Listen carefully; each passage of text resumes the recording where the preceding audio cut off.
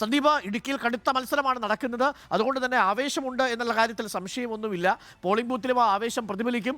ഈ പോളിംഗ് സാമഗ്രികളുടെ സാധനങ്ങൾ വിതരണം ചെയ്യുന്ന സ്ഥലത്ത് ഈ ആവേശം കാണുന്നുണ്ടോ?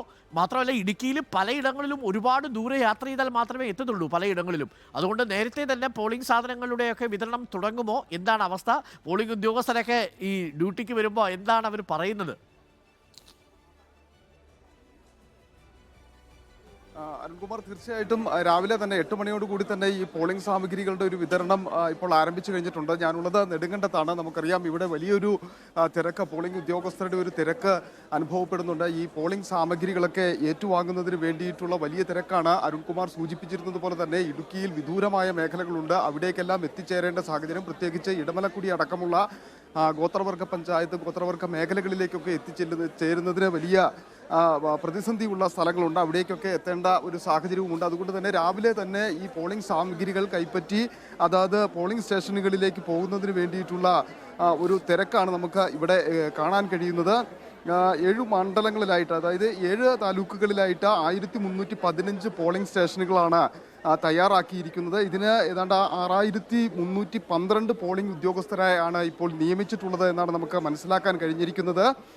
1578 കൺട്രോൾ യൂണിറ്റുകൾ, ഒപ്പം തന്നെ 1710 VVPAT യന്ത്രങ്ങൾ ഒക്കെയാണ് സജ്ജമാക്കിയിരിക്കുന്നത്. ഇതെല്ലാം കൃത്യമായി തന്നെ ഓരോ ഉദ്യോഗസ്ഥരും ഏറ്റുവാങ്ങി ഓരോ ടീമുകളായി തിരിഞ്ഞു പോകുന്ന ഒരു സാഹചര്യമാണ് ഇപ്പോൾ നമുക്ക് ഇവിടെ നിന്ന് കാണാൻ സാധിക്കുന്നത്. എന്തായിരുന്നാലും വലിയ രീതിയിലുള്ള പോലീസ് സന്നാഹങ്ങളും ഇതിനു വേണ്ടിയിട്ടുണ്ട്. ഏതാണ്ട് 7717 പോലീസ് ഉദ്യോഗസ്ഥരെയാണ് ഇടുക്കിയിൽ ഈ ഇലക്ഷനുമായി ബന്ധപ്പെട്ട് നിയോഗിച്ചിരിക്കുന്നത് എന്നുള്ളതാണ് ഏറ്റവും പ്രധാനമായി നമ്മൾ കാണേണ്ടത്. പ്രശ്നബാധിത ബൂത്തുകൾ എന്ന് പറയുന്നത് വളരെ കുറച്ച് മാത്രമാണുള്ളത്. ഏതാണ്ട് 50-ലധികം വരുന്ന 56ഓളം ബൂത്തുകൾ മാത്രമാണ് പ്രശ്നബാധിത ബൂത്തായി പറയപ്പെടുന്നത്. അവിടെയെല്ലാം കൃത്യമായിട്ടുള്ള സജ്ജീകരണങ്ങളും 46 പ്രത്യേക നിരീക്ഷകരെ അടക്കം നിയോഗിച്ചിട്ടുണ്ട്. എന്തായിരുന്നാലും പോളിംഗ് സാമഗ്രികളുടെ വിതരണം രാവിലെ തന്നെ കൃത്യമായ സമയമായിരുന്നു നിശ്ചയിച്ചിരുന്നത്. രാവിലെ 8 മണിയായി 8 മണിക്കുള്ളിൽ തന്നെ അത് ആരംഭിച്ചിട്ടുണ്ട്. പ്രത്യേകമായി കൗണ്ടറുകൾ തിരിച്ച് ഓരോ മേഖലകളിലേക്കും പോകേണ്ട ഉദ്യോഗസ്ഥർ അതാത് കൗണ്ടറുകളിലെത്തി കൃത്യമായി ഈ